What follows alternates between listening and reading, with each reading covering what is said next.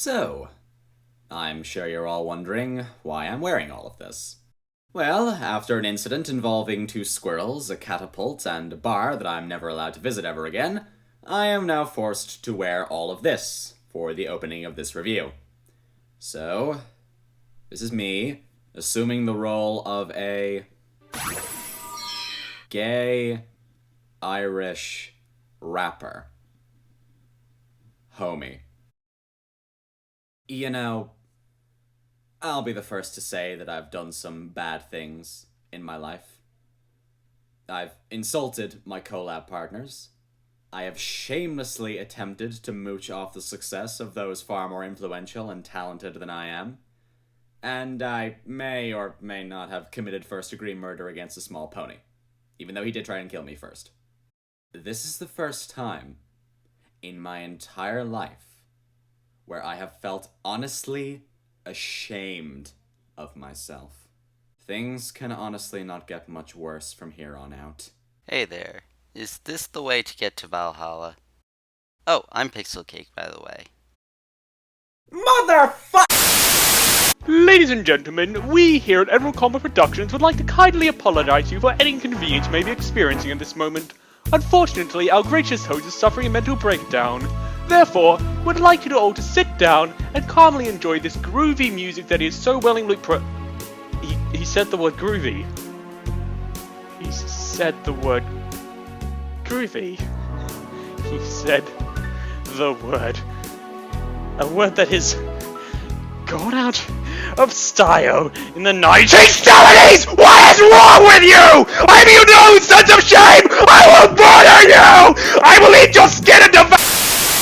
We apologize both for the previous narrator's mental breakdown and the unnecessarily drawn-out nature of this joke. It is at this point that we will shut up and get on with the review, so without further procrastination, enjoy your poofy main host talk about fanfiction. Dude, you realize doing this type of stuff could get you killed, right? Sorry about my friend here. I'll just let him carry on in the corner until he recovers. Ponies and gangsters! What a world we live in! Today, my comrade and I wanted to review the fic Flash Fog. And yes, it is a freaking fantastic fic. Okay, I'm back. You feeling better? Slightly. I think I'm still coming to terms with the whole situation that this is my life now. Well, how about we start talking about the fic? You know, take your mind off it. You ready to go? As unwilling to do a collab as I've ever been. Let's do this. This is Flash Fog by Quackerjack. Flash Fog is a comedy with a few adventure elements thrown into it. It starts out with some Cloudsdale ponies creating a special kind of cloud formula to make them last longer.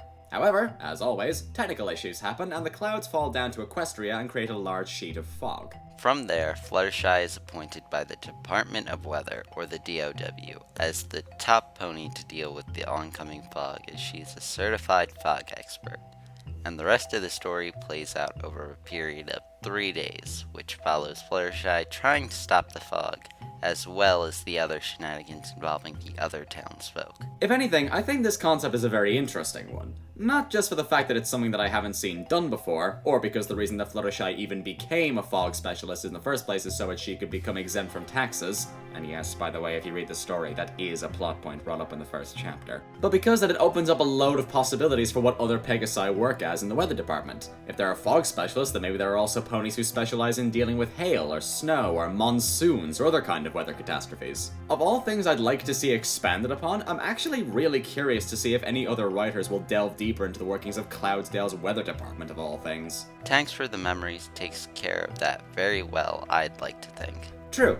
But even so, the ideas this fic came up with I still find to be very interesting concepts, and they really help to make the story stand out more on its own. So up next is the characters in the fic. When I read a story, the main thing I ask myself is, are the ponies in this fic keeping in character with how they are in the show? And after reading this fic, the answer in this case is yes.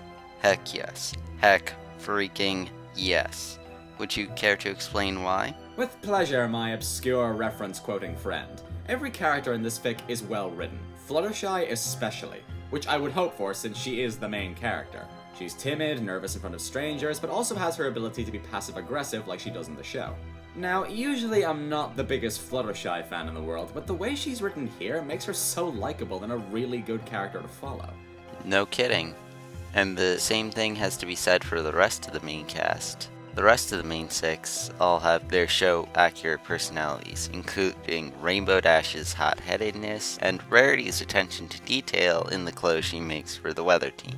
But the other major players here are the CMC, who, in the later parts in the story especially, are kept in character perfectly. When they're told by Bonbon that the fog most likely contains an army of humans they sent out to try and stop them in a very Cutie Mark Crusaders-esque way by putting together a Rube Goldberg machine of death to trap them. And the way they all work off each other made me believe that these characters were friends, and it really shows that Quackerjack knows what he's doing when he's writing these characters.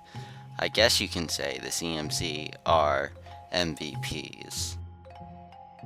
Me no speaky or text lingo, but regardless. The story also puts in some background characters. Lyra and Bonbon, for example, act as two activists for humans and believe that there is an army of them in the fog. However, while Lyra wants to meet with the animals, Bonbon wants to see them destroyed. I'm not too big of a fan of the way Bonbon is done here, but even so, she still does manage to get some laughs here and there. Though, then again, I never really cared about Bonbon all that much to begin with, so I wasn't really affected by her writing style all that much. Other than that, we also get some original characters. A bureaucrat Pegasus named Pencil Pusher, who helps to oversee the events of dispersing the fog, who also develops a crush on Fluttershy, and his boss, a self-righteous pain in the ass named Greg, whose mere presence in this fic is enough to make you want to knock his lights out. Both of them are pretty memorable characters, but personally I didn't enjoy them as much as the main cast. Not that they were badly written, far from it, it's just that the rest of the ponies I thought were much better written. Emerald, we're forgetting another major thing here, aren't we? Thunder Lane? No, the fog itself. The huge hulking mass of concentrated water that threatens to engulf anything that stands in its way and freeze it to death.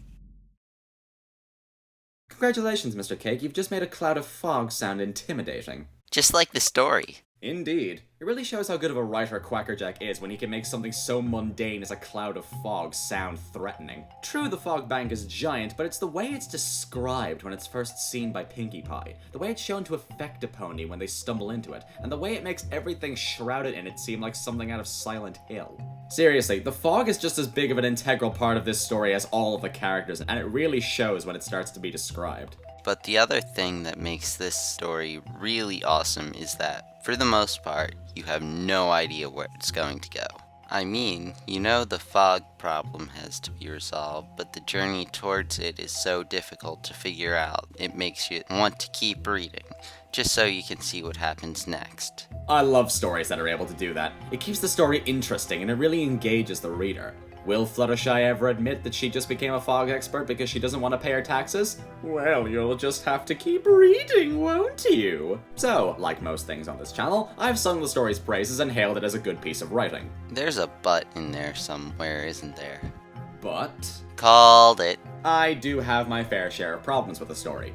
For starters, my biggest problem is the romance elements in the story. Personally, I just think all the romance in this story is hackneyed. I could tolerate it when it was just Pencil having a crush on Flutters, but then Fluttershy misconstrues the situation and thinks that Rainbow has a crush on Pencil, and then after that, Rainbow thinks that Rarity has a crush on Pencil, and it forms this huge love square that serves no purpose to the plot. Now, in fairness, Applejack does come in later and break up the whole thing after a few chapters, but then that does beg the question, why even have this as a plot point in the first place if you're just going to destroy it just as quickly as you made it? I like romance stories fine, but in a story like this, I don't think one has a place. I thought the romance followed what we know from the show in the way of pony mating habits and seeing ponies miscommunicate. I think is funny as heck.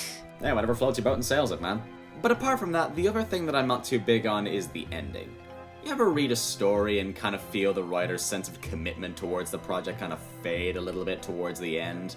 Because that's how the end of this fic feels. The ending just feels seriously rushed. Like it needs to get out all these things that it didn't wrap up quickly rather than devote actual time to wrap up the events with care and effort. It doesn't seriously put a damper on the story, but I do find it disappointing that a story that was this well paced suddenly kills any trace of that and just finishes the story off quickly instead of finishing it off with time. But even with all that said, I still think this is a very good story. It's got good characters, great pacing, an interesting premise, and unlike But the Kitchen Sink, it's actually funny. I agree. The characters are all perfect in keeping with how they are in the show, and overall, the story has a seriously creative plot that makes it stand out as one of, in my opinion, the most unique fanfics out there.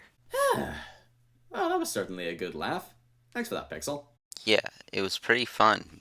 But listen, before I head back to my own channel, I've got a favor to ask you.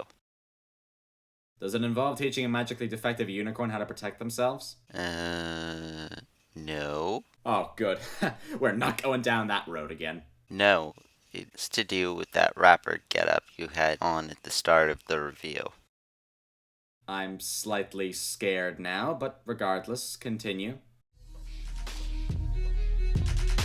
Oh no. Come on, you know that all the people at home want to see you do a rap song. That's the spirit. Brony internet fame, here we... Ow, my spleen. And this is why I don't like visitors. Anyway, folks, thank you all very much for watching. I'm EmeraldComet. And I'm Pixel Cake. And I'll see you all next time. My spleen actually does hurt. Walk it off, you living art project. You take a paintball brush to the flank and see how you enjoy it.